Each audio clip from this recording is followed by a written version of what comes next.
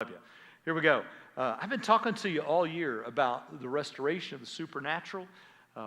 Tim Bowers' home, it's supernatural, isn't it, Jerry? It's just absolutely a miracle. If you'd seen what I'd seen, it's just above and beyond. And Chris Wesley's home, again, miraculous. I stood there while the doctor said what he did. I know some of you don't realize that when Hoxton was born, Hoxton weighed 6 pounds, 12 ounces, but almost 2 pounds of that was a tumor. It's a huge tumor. When we talked to you about what happened with Hoxton, since December, they had told us that he had spina bifida. They had told us that all these different things that he would not be able to do. And we just kept believing and slowly would get a little report.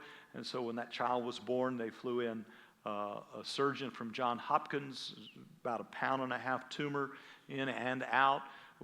3 days before Sean's revelation, we got news that at 6 weeks, nothing in the pathology in Hoxton's issue was cancerous. It was free. So that's a miracle. We knew and we know that's a miracle. It hasn't been long ago. Yeah, give the Lord a shout. Boy, I can go back and talk about Melvin and his miracle. I can go back. So many times people traffic in negativity that they forget that God is doing miraculous things. I don't traffic in numbers like we used to, but I do pay attention. The number of new converts and water baptisms this year is just, you don't see as much of it in first service, but we could tell you in second service, it's crazy. I mean, it's one of those things where, I don't know, upwards of 80 people in the last 4 or 5 months have given their hearts to the Lord, have been water baptized. So there are supernatural things taking place. And as far as we're concerned, Sean's just another miracle waiting to be released, right? So I've been talking to you about supernatural. I believe that the miraculous is the new normal. I believe that as the church comes out of her slumber of church growth, for the last 20 years, the church has been on the drug of church growth, maybe 30 or 40. And the drug of church growth accommodates the culture to feed the culture what it thinks it wants. Shorter services, coffee in the lobby, all these various things. Take out the gifts of the Spirit because the public is confused by it. Tone it down. Don't do as long of worship. Don't call people in the gifts of the Spirit. And so we've been on this high in America of church growth, which means you read the market, you target the audience, and you build and describe your services because it's niched marketing. And I don't mean anything by this derogatorily, but it's niched at millennials. It's niched at bikers. It's niched at cowboys. That's marketing. That is just great marketing to get and to grow and to whatever. That's not what Spirit-filled churches do. Spirit-filled churches confront the darkness.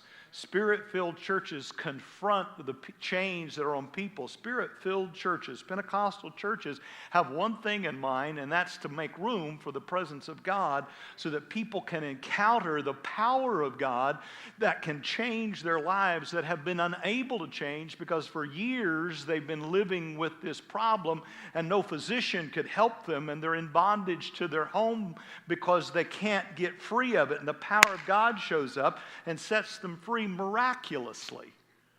And if you read the Bible, and I want my life, when I read the Bible, and if I stay biblical, I break the ties to theology. I break the ties to religiosity. Because in the Bible, it says that there were so many miracles done by Jesus in 3.5 years that the libraries couldn't contain the miracles that he did.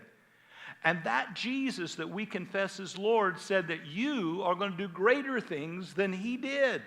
We need to be having an expression of the church where miracles are normal, where the world diagnoses things, but the end of the story is the miraculous power of God that is unexplainable. Now, I have more passion this morning to preach to you what I've been preaching to you not only for 30 years, but specifically the last 6 months. And that is that we're living in a season of the supernatural. I know people get all tickled with me because I'm wearing these silly things, but I wear them nearly all the time. Supernatural and thank you. It is so that I look at my wrist and say supernatural and thank you. Quite frankly, I'm intentional about it. I'm working on my own attitude to say, expecting supernatural things, and to be sure I say, thank you.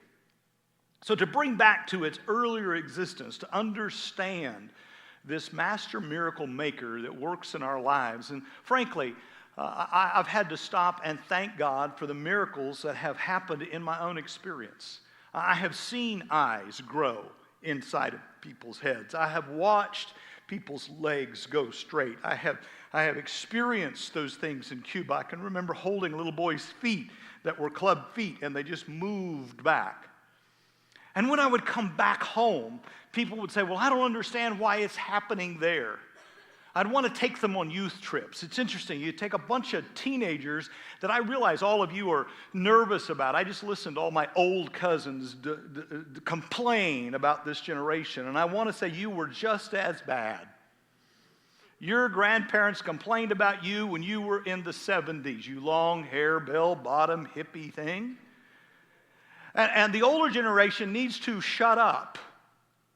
You need to quit speaking that negativity over this generation, because they're going to outgrow you and outdo you, because our children they're our future, they're our heritage, and you need to stop your negativity.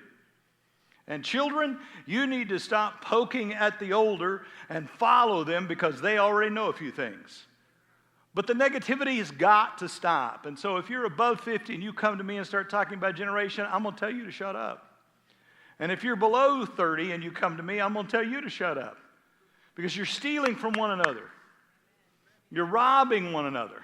So next generation is about understanding that when I would go to youth camps, it was crazy. There would be this atmosphere of kids that were free of religiosity, and these crazy things would take place. And I've begun to look at that and think, what kind of environment was there other than nobody bathed? What was the... Nobody bathed. Nobody slept. They would sneak out. I had to chase them down. I literally had this one kid I had handcuffed to keep him in Guadalajara. They'd be praying when they went to bed. They'd be praying when they got up. I mean, they'd be reading their Bible. They'd be in church service. And mighty, marvelous, miraculous things would take place within the ecosystem that was not polluted by the things of home. And I would tell you that our digital addictions, our addiction to politics, our addiction to our own lives, it pollutes and makes toxic an atmosphere for the miraculous to take place. And that if we could create an atmosphere that was conducive to the miraculous would become more common. And that means you're going to have to be careful what you hear. It means you're going to be careful what you say. It means you're going to have to take responsibility for the ecosystem, the atmosphere that you provide. And I've been living in Mark's gospel for several months now. And I think Mark's gospel, if you got your fingers in it, Mark's gospel actually begins to create a picture as to what is necessary for miraculous to become normal. And if you began in chapter 4, you would see that Jesus begins to talk to them about the sower sows the word. You remember that? Mark chapter 4, the sower sows the word. He goes out in the field. In verse 2, it says, he taught them many stories in parable form. And then he tells them, but if you don't get this story, you won't understand any story. And every farmer in this room understands that the seed is good and that the farmer is faithful, but the soil makes the difference. The soil makes the difference. It falls by the wayside, it falls on stony, it falls in thorny, or it falls on good. The atmosphere in which the word is received, the souls of the people in this room, if the word that I preached this morning falls into receptive souls, Is your soul, is your heart, is your mind open to hearing the Word of God and to let it take root in your lives? And so the atmosphere, the ecosystem determines the productivity of the Word that is spoken. And everybody wants revival, right? Everybody here wants new wine. How many want new wine? Something fresh. How many know He's not going to put it in your old attitude? How many know new wine can't go in an old structure? It can't go in an old wine bag because it'll burst both. You're going to have to get fresh in your own mind and attitude and expectations. And it's not going to be like it was in the 70s or in the 40s. We're not going to have good old days. We're going to have new structures and new wine. So that means we got to brighten up a bit. Well, if we could sing some older songs. Sorry, not going there. It takes new structures for new wine. It takes new things for new... Wow. See, most people are just nostalgic over yesterday. They're not anticipating the progressive future that's about to come. Am I making sense? It is harder for an old church to have a new revival because they're stuck in the way they used to do it. Oh, well. And he said this ecosystem matters. He teaches them this parable, and he says the way you hear it, it's the way you hear it, the way you design it, that creates an atmosphere for the miraculous to take place. And then he moves in chapter 4, he moves into this story, if you will, towards the end of the chapter about a storm. In fact, what I'm going to preach to you this morning is the story between two storms. The end of chapter 4 ends with a storm, and the end of chapter 6 is going to end with a storm. It's easy to talk about storms because how many of you have just got through one? Right? How many have just come out of something? How many of you are still in something? Or you know you're headed towards something? Or you know somebody who has. We all live in storms, right? It seems like about the time you get it calmed down, then there's another one that's about to hit. And then between these two storms, I'm just telling you the context. Between the storm in Mark 4 and the storm in Mark 6, there's going to be the bulk of chapter 5 and 6. And chapter 5 is a picture of a receptive culture for the miracles. And chapter 6 is a picture of people that are closed-minded. In chapter 6, verse 3, it's going to say, he's just the carpenter. He's just the son of Mary, the brother of James and Joseph and Judas. And they've been here. He was over. We went to high school with him. He came over and did a kitchen remodel. And who does he? And it's going to say in verse 5, he could do no mighty works there because of their familiarity with him. That is the picture of what he said in Mark 4 as a closed culture. The ground was stony. It could not receive it. Because they were familiar with the vessel that was delivering the message, they had an attitude that was closed to what he was saying. And chapter 6 is a picture of an atmosphere that cannot receive the penetration of the promise, of the performance, of the power. Boy, I couldn't say that twice if I had to. They couldn't be penetrated because they were, never mind. They couldn't be penetrated by the promises of God of their prophetic future because they were so familiar with the person that was delivering the message. Can I tell you something? I am not received in Kansas the way I am in South Africa. I'm not received. If I go to South Africa, if I go to New York City, it is a completely different thing. And it's different because I'm your pastor and you know me. And you know my fears, and you know my scary parts, and you know my weaknesses, and so if I begin to say something, you go, yeah, but I got news for you. My humanity does not change the potential power of the sermon that I'm delivering to you. It doesn't change that. That's why a child can sing a song just as powerfully as Shelby. It's because it's the powers and the lyrics and the prose and the anointing. Am I making any sense to you? But chapter 6 is the picture of an ecosystem that is closed because they fail to recognize that the guy that strung the stars is in the room. And he could do the oxymoron, the juxtaposition that the God that creates everything was limited by the ecosystem in which he found himself.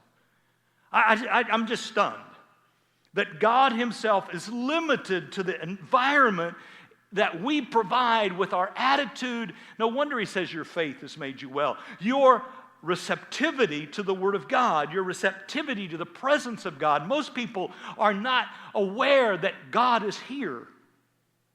We show up this morning, but if we could really see that Jesus is here, I'd have to shut up because you'd take over. It's the truth. If we could awaken to the reality that we're just not here fulfilling some sort of command, we're here to meet with God, we would never stop singing.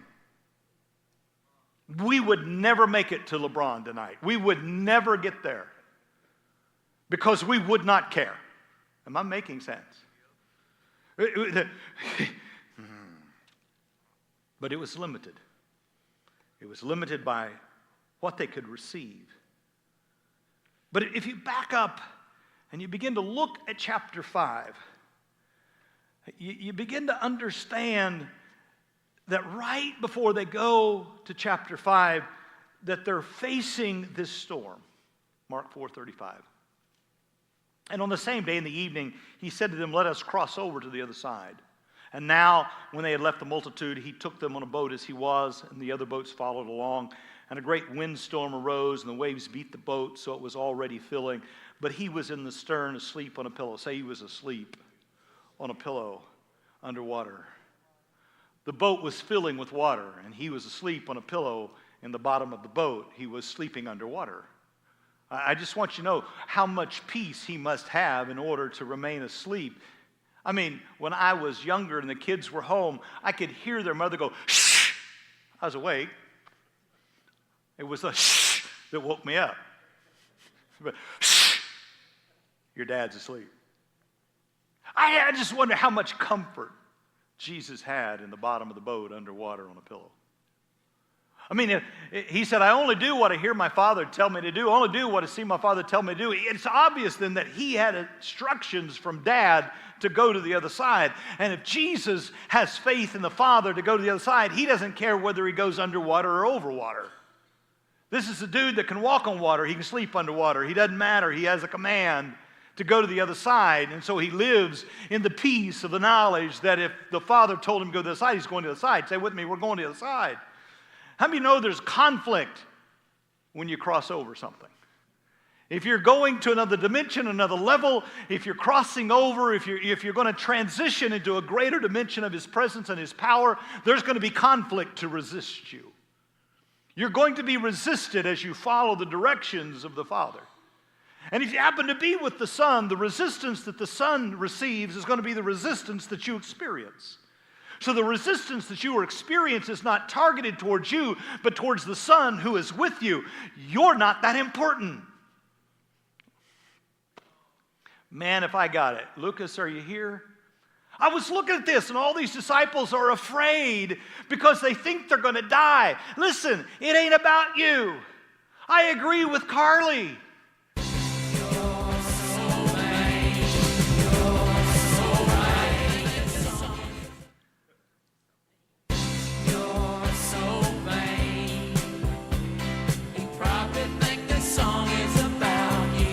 You're so vain. You probably think this storm is about you. Don't. Look, you're not that important. The dude asleep on the bottom of the boat, now he's important. Can I tell you something about you and me? We think every storm we face has something to do with us. We think every tribulation we face, we think every wilderness, we think every pain, we think every time someone says something to us, oh my God. I'm going to buy t-shirts that go,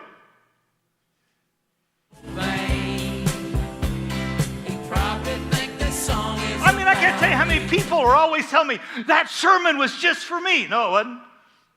Wasn't even thinking about you. Had nothing to do with you. If it made sense to you, good. I got people mad because they think I was preaching at them and glad because they knew I was preaching at them. And the truth of the matter is, I wasn't even thinking about them. That if it touches your life, it's because he touches your life. I want you to understand the storm was against the one asleep at the back of the boat. Are you making any sense? I mean, it's going to be in your head. You're so vain. You probably think this song is about you. I got news for you. It's dangerous to get out of the boat too soon. Just because that storm shows up, you don't want to jump out of that boat. Just ask Pete. You get out of this boat before you're supposed to get out of this boat, someone's going to have to hold your hand to get you back in the boat. Because it's not about the dude that got out of the boat. Everybody wants to preach the sermon about the dude that stepped out. Can I tell you, the storm raged until the other dude stepped in. It's not about what you step out onto, it's about what he steps into. Because when he steps back into the boat, the storm will stop. It's not about whether you step out, it's about whether you let him step in. Or am I making any sense to anybody? When Mark writes this story, which is dictated to him by Peter, Peter leaves the part out where he stepped out. But when Matthew writes the story, he writes the story in when Pete stepped out. I can't figure out why Pete didn't tell the story about how he was the only one that stepped out. I'm going to tell you why, because Pete figured it out. It wasn't about me stepping out, it was about him stepping in. They're going through this storm, and Jesus stands up and rebukes the storm.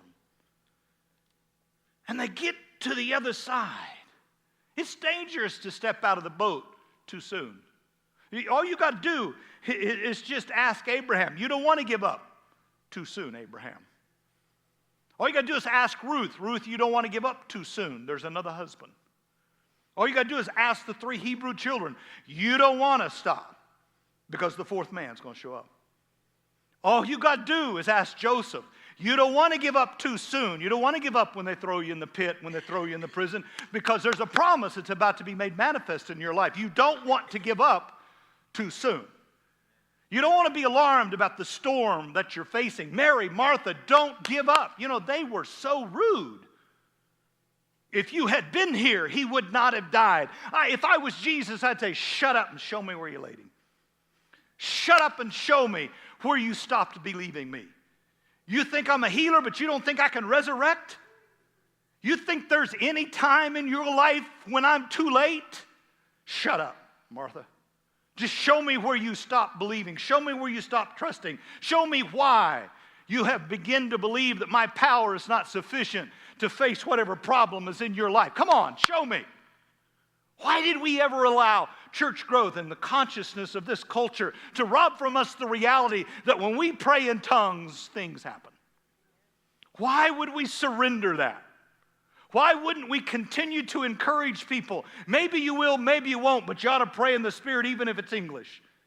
Maybe we ought to trust in the Holy Spirit more than we trust in...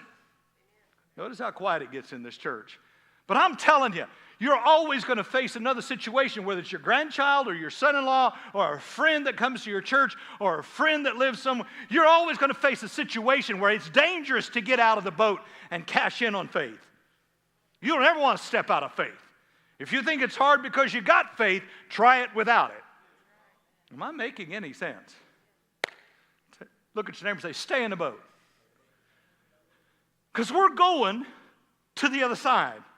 It's very interesting to me about how when you read this in the context of what it is, that you wake up and when Jesus gets to the other side, there's this great story. In other words, quit reading the chapters, read the book.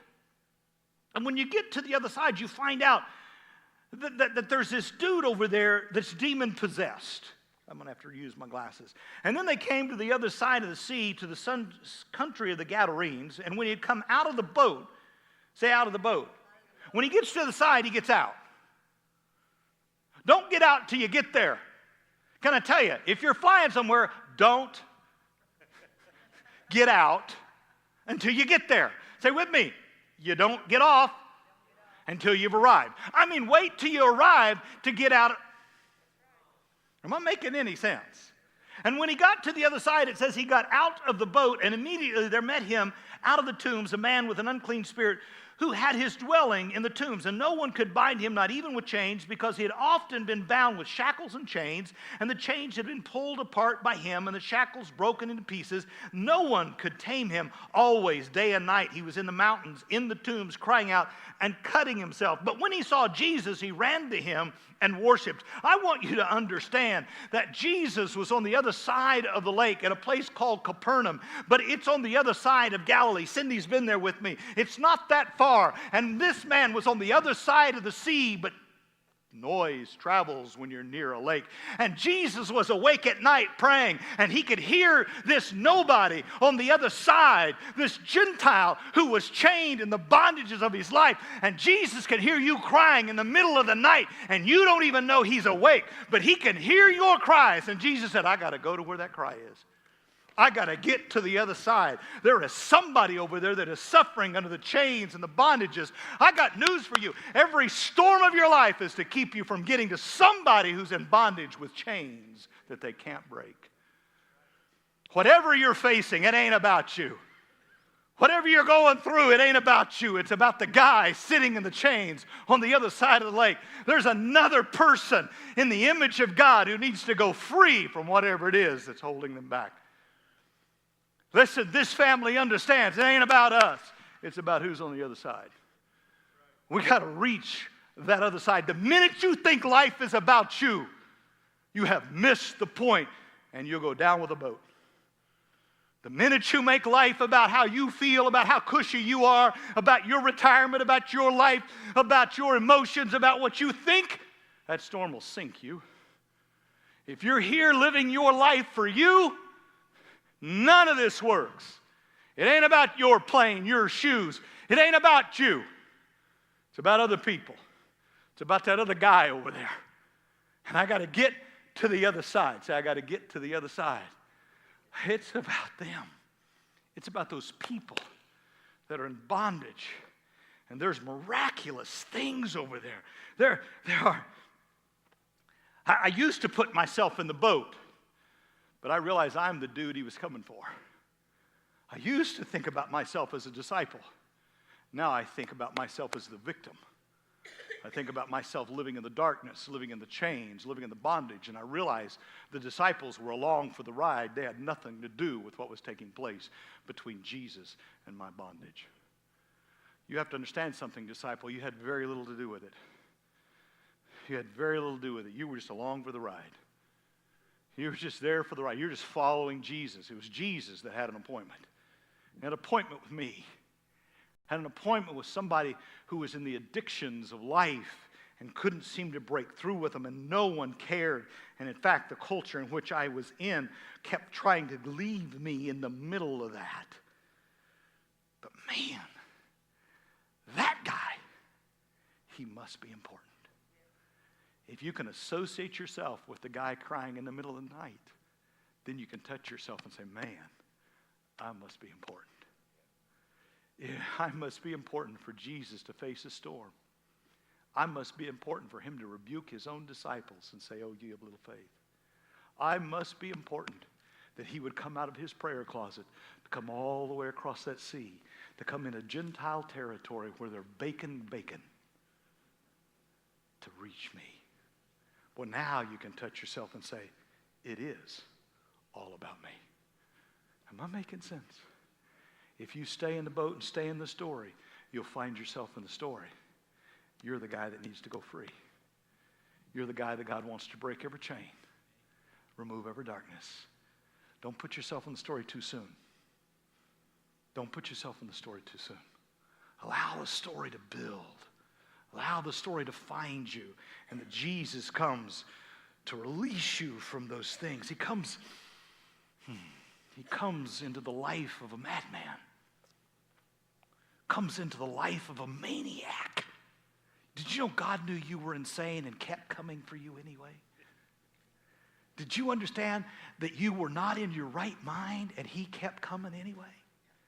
This man, who in a few moments they'll say he was not in his right mind, was found to be in his right mind. Did you know that God always comes for insane people who are not thinking correctly? He comes for people who are out of their mind. He comes for a maniac. Maniac. No, I could be singing all morning. Maniac. No, never mind. The title of my message is How You Turn a Maniac into a Miracle Worker. You turn a maniac into a miracle worker by breaking his chains that nobody else cared about. Because this man's going to become a miracle worker, going to become the first missionary to the Gentile world. And Jesus comes into the life of a maniac who is tormented by a legion. Isn't it interesting that man did not know who he was, but he instantly knew who Jesus was. It's interesting to me how people living in chains don't know who they are, but they know who Jesus is.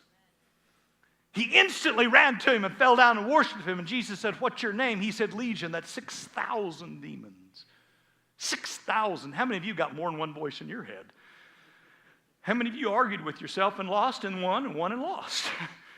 Depending on what personality you decided to argue with this morning. Some people are sitting at home because they lost the argument. It's too pretty. I can't go to church. You'll get it in a minute. I got tickled about the pigs. Why pigs? Why pigs? The demons had control of this man, but now the demons say, "Let us have the pigs. Let us destroy the pigs." And they went into the pigs, and the pigs, it ruined the bacon industry. And when the rest of the people showed up, they said, "Oh, please leave us." I'm going to tell you, you mess with the business, you touch the economy, and they'll beg you to leave. Are you listening to me? When you touch the economy, they'll ask Jesus to leave. Because their economy depended on pigs. Oh, you're not listening. Put that in the 21st century. Go ahead. As long as we're making money, we'll put up with anything. But the minute we ain't making money, Jesus, depart from us. Go away. We don't need Jesus as long as the pig industry's good. That's why the demons want it in there. They don't care about you. They want to destroy whatever. It ain't about. And they asked him to, "Please, go away." Listen, if you're going to make it through this storm that you're living in, you need to understand that it's not about you and the storm. It's about the person on the other side of the storm. Touch yourself and say, "Ah, it's so important. He came and broke my chains. Ah, it's so important. He came and loosed me." I love the way this begins to close out, because in verse 18 of chapter 5, it says, "And when he got into the boat, he who had been demon-possessed begged that he might go with him," Jesus. And Jesus told him, "No, you can't go. You got to go home to your friends, and you have to tell them what great things the Lord has done for you and how he has compassion on you." And he departed and began to proclaim in Decapolis and all that Jesus had done for him, and all marveled. Man, I want to get in the boat. You know, there has to be faith to stay in the boat, and has to be faith not to get in the boat. You got to understand that all of our assignments are a bit different. Some of us have to get in the boat and go with him to the other side. And if you're on the other side, some of us need to stay out of the boat and do what he tells us to do. See, what's interesting is you can't make a formula out of this and make one size fits all, because you may be the dude he told to shut up and stay in the boat, or you may be the dude he told you to get out of the boat. You got to understand, what is it the Lord told you to do? Get in or get out? Sometimes if you're told to get out, you get your feelings hurt, but get out. No, you're not going back. You're going to stay here. Say with me, stay here. Pastor, I don't understand why you stayed in Hutchinson all these years. Because he told me to. Because he told me to. I get so tickled. I had a conversation on Friday. "Well, you've just limited them." I said, "You don't understand. It doesn't matter what you say. I was told to stay." And see, if you don't know that, you get frustrated. Get out of the boat. And the guy got out of the boat. This story is just an amazing story. In verse 21, "And when he gets to the other side, I got news for you. They had something better than cell phones. Somehow, before he gets back across the lake, the crowd on the other side of the lake has heard the story about him surviving a storm and confronting a demon-filled man, setting him free and putting him in his right mind. I mean, somebody had telefaxed it. Somebody had emailed. Somebody had probably got in a boat and rowed back across the lake. Somebody had beat him back over there, and news had spread that Jesus had gone into an insignificant place, touched an insignificant man because he heard him crying in the middle of the night.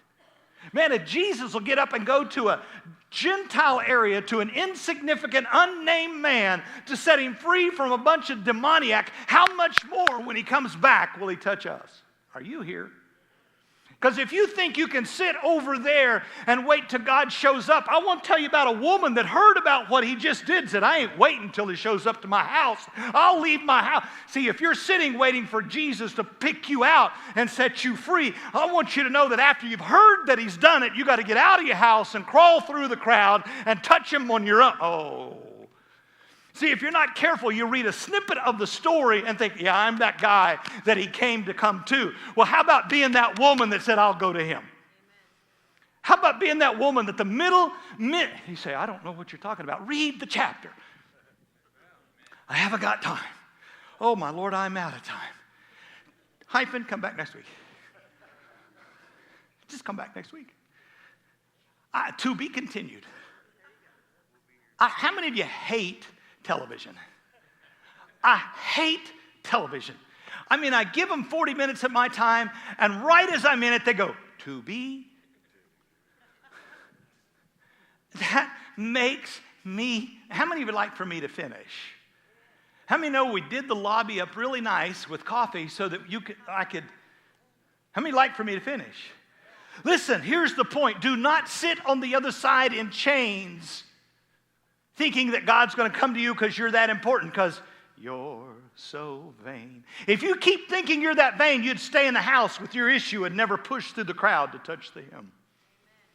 Sometimes the storm is not in the sea, it's in the dust that you're crawling through to get to the master. There are different kinds of storms.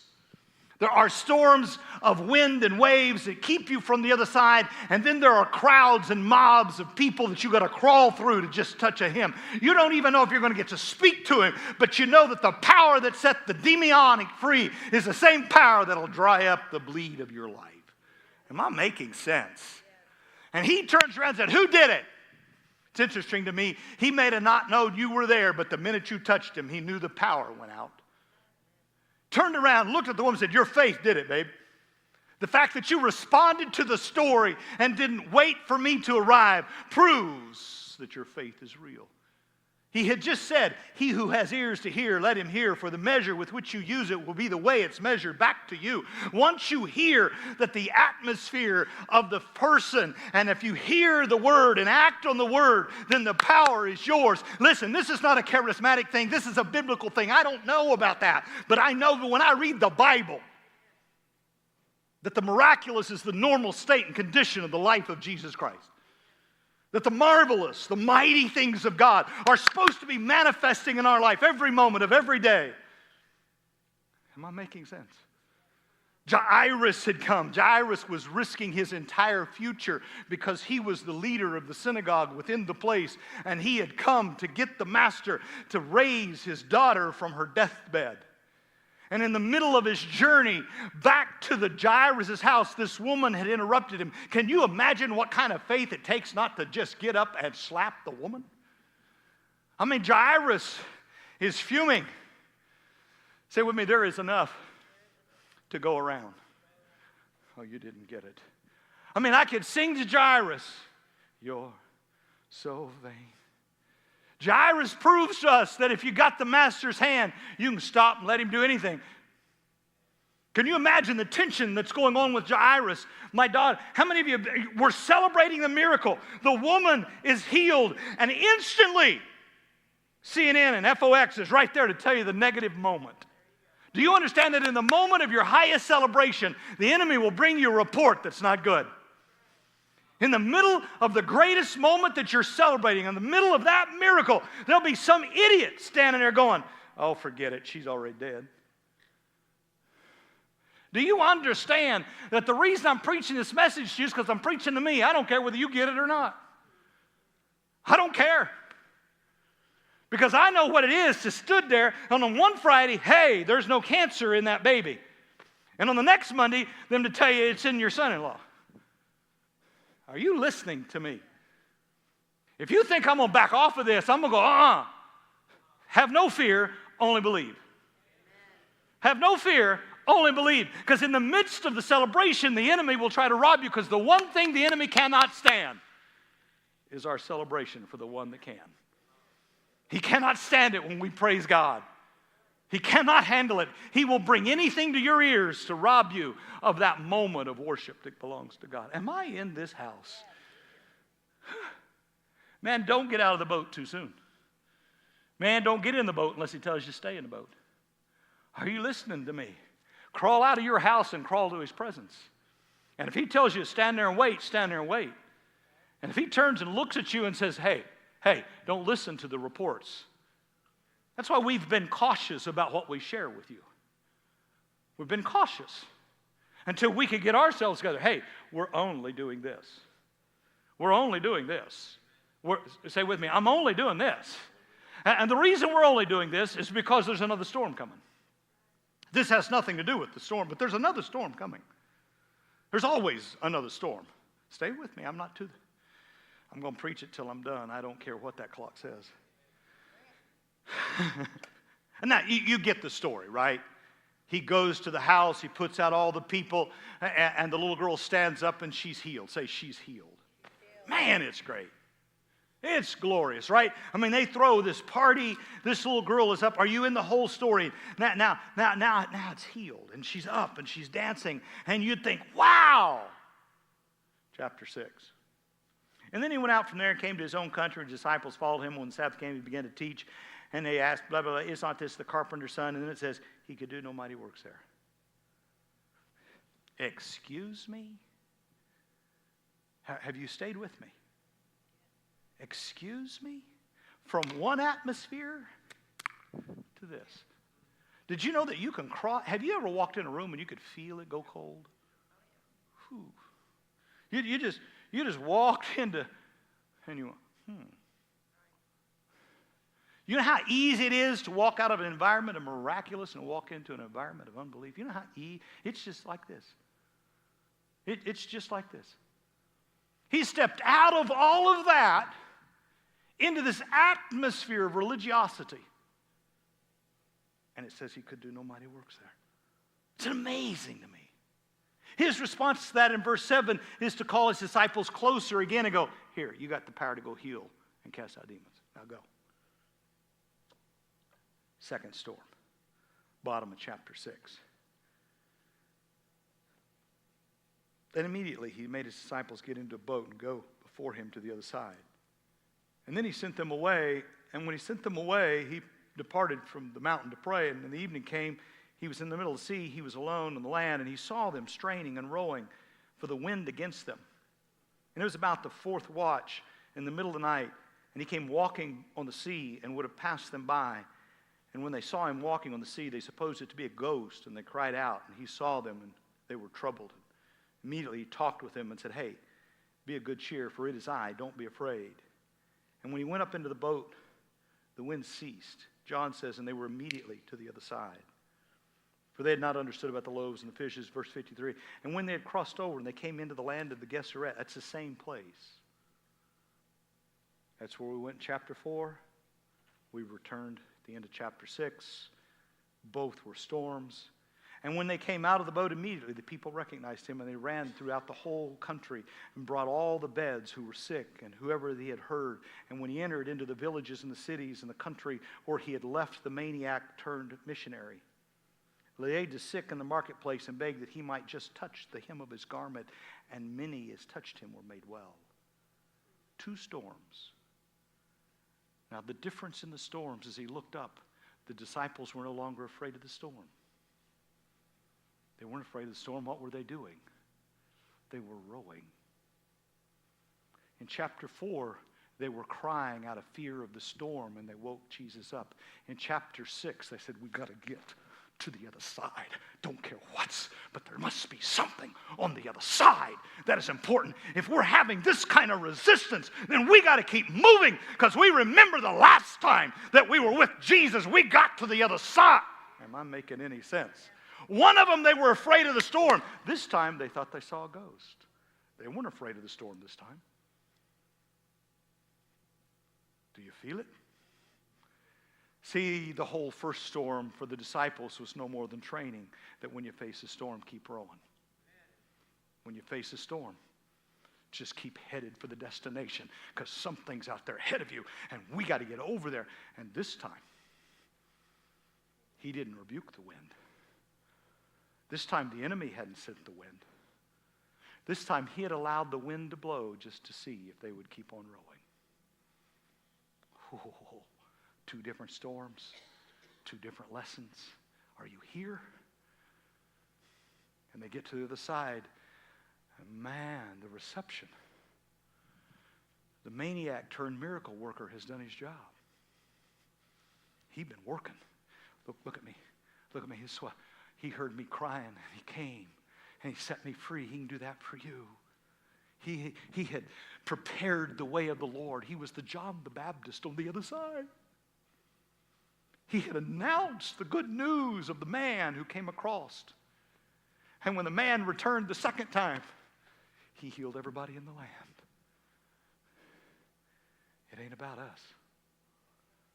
It's about them. It's about